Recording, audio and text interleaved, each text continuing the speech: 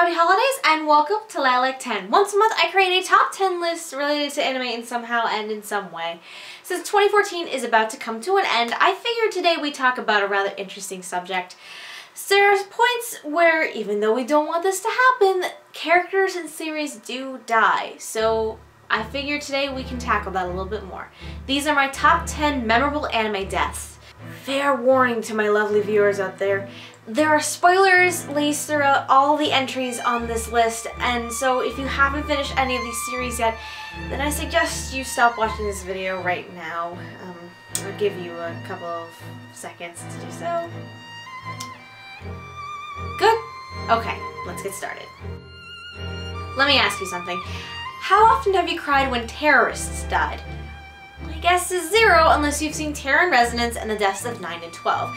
Now, the duo throughout the series staged massive attacks on Japan and yet purposefully avoid a single casualty, instead aiming to expose a secret organization through which they were experimented on as orphaned children.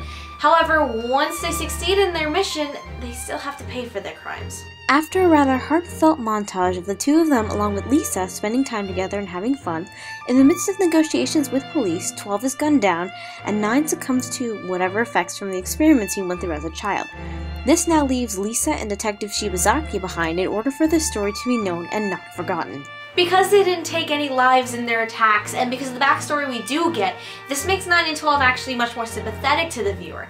And come on! Just after they were having a fun and happy time for the first time in their entire lives, you just had to go and kill them. I'm tearing up just thinking about it.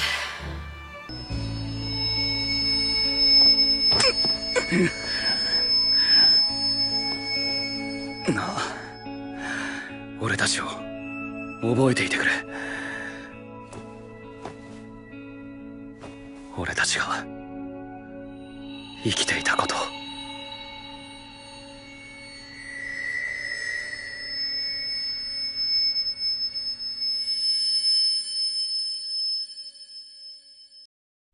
In either a very unexpected or a very expected twist, my number 9 memorable anime death goes to Makoto and Sakai of School Days. This is mostly because their deaths were rather unexpected, and yet everyone was happy for it. After Makoto goes around being an unfaithful human being for nearly the entire series, Sakai does what the viewer had been wishing for since day 1 and stabs Makoto.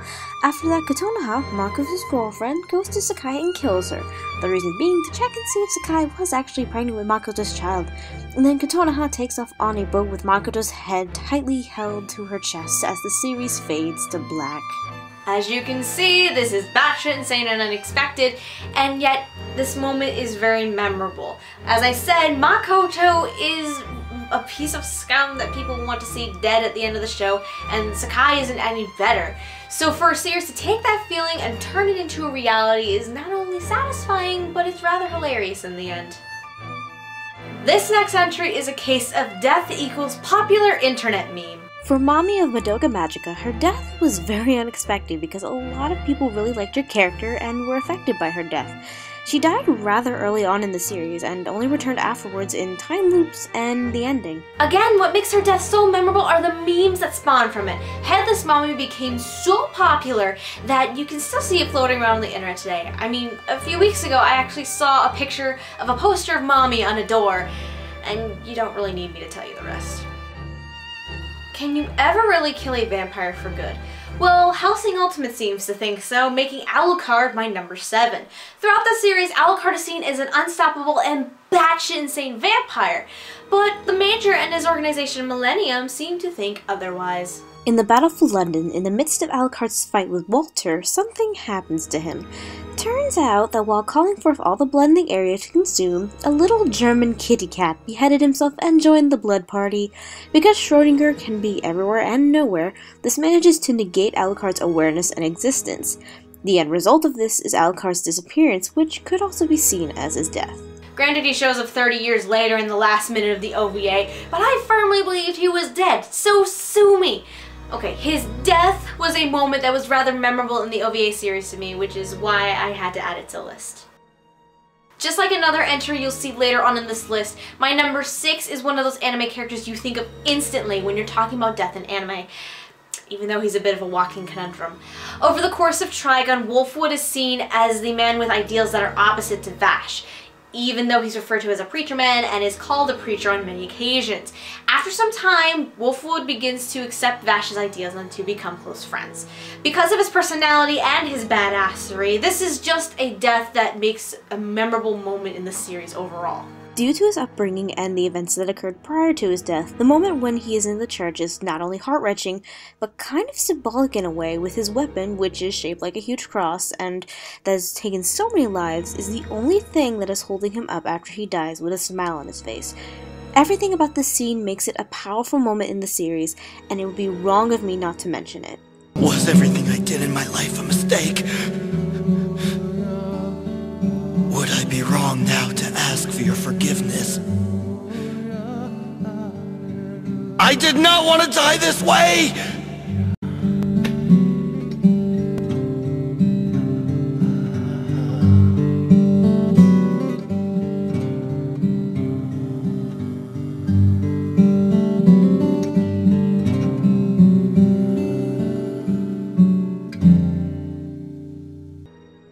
For those who don't know, there is a series that seems to cause a lot of debate as to whose side is the right one, and for the purposes of this list, I had to decide which death was more memorable. I'm sorry, Light, but Elle is taking this one. For those who don't know, Elle is a genius detective who is assigned to the Kira case, and it actually ends up working with Kira, aka Light Yagami, without knowing it, up until his death at the halfway point of the series. There's a strong reason why I chose Elle's death instead of Light's at the end of the series, and that's because of the battle of wits between the duo. It made for some of the more interesting dialogue I'd ever seen in a very talky show, with Elle's shut-in personality just adding more to it. Then there's the fact that once Elle dies, the series just kind of dies along with it. Believe me when I say, without Elle being there, the series isn't as good anymore. Why do you think most people remember the series for Light and Elle specifically, and barely mention Nier and Mello? If a character has that much of an impact on a series and then just dies, you know the viewer is just going to beg and beg for them to come back.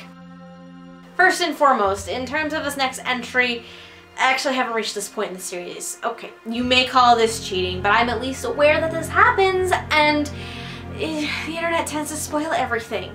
And for a massively popular franchise like One Piece, this is no exception.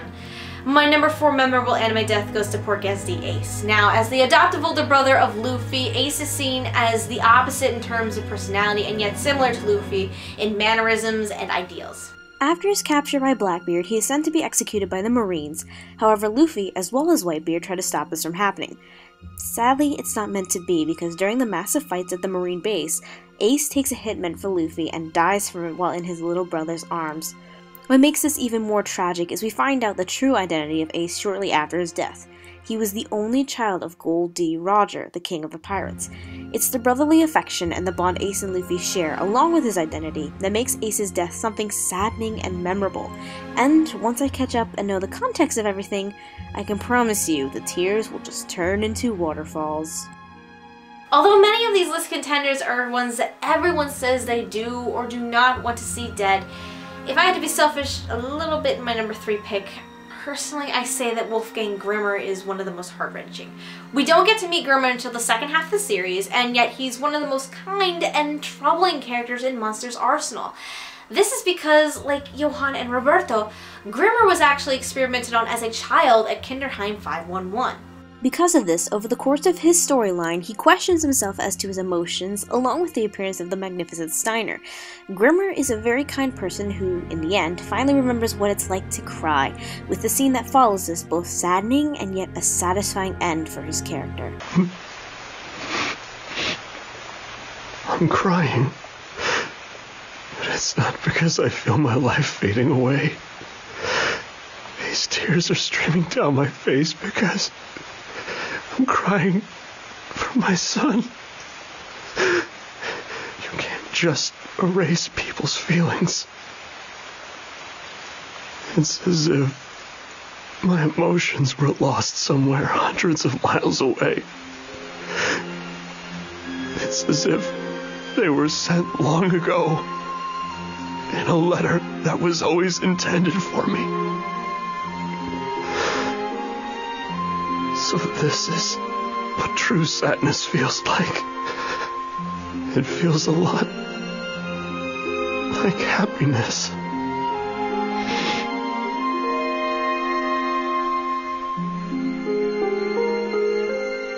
I think I figured out how the show must have ended.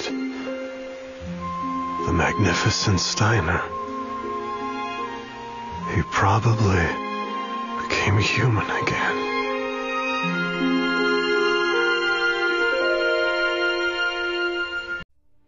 So I still haven't watched Fullmetal Alchemist in its entirety, but like Ace from One Piece, I'm fully aware that Mace Hughes dies in the series. I've at least seen that episode. Now, Hughes is this very energetic character like Armstrong, and yet has some rather serious moments like Roy Mustang. Prior to his death, the viewer sees Hughes as this funny and lovable guy who can't shut up about his daughter and actually gives the best advice. He helps the Elric brothers in matters regarding to the Philosopher's Stone and is also a really close friend of Mustang's. Unfortunately, when Hughes discovers a secret relating to the homunculi, he is shot and killed by Envy, who takes on the disguise of his wife, turning this moment into a low blow. This is one of those characters who just didn't deserve to die, and the viewer is fully aware of this because of Hughes' personality and loyalty to Mustang. Sadly for Hughes, this is a case of he knows too much and therefore must be silenced. But that doesn't mean he is long forgotten. This is one of those lists where obvious number one is obvious, so I'm not going to hold back any longer.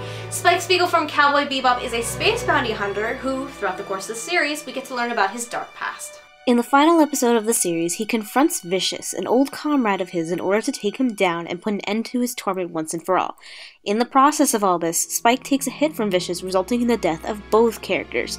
This is not only the most memorable death in anime, but it's also probably one of the most memorable endings of any anime series. Because Bebop is seen as one of the more groundbreaking series for more reasons than one, it just doesn't make sense to leave Spike off this list, let alone keep him from the top spot.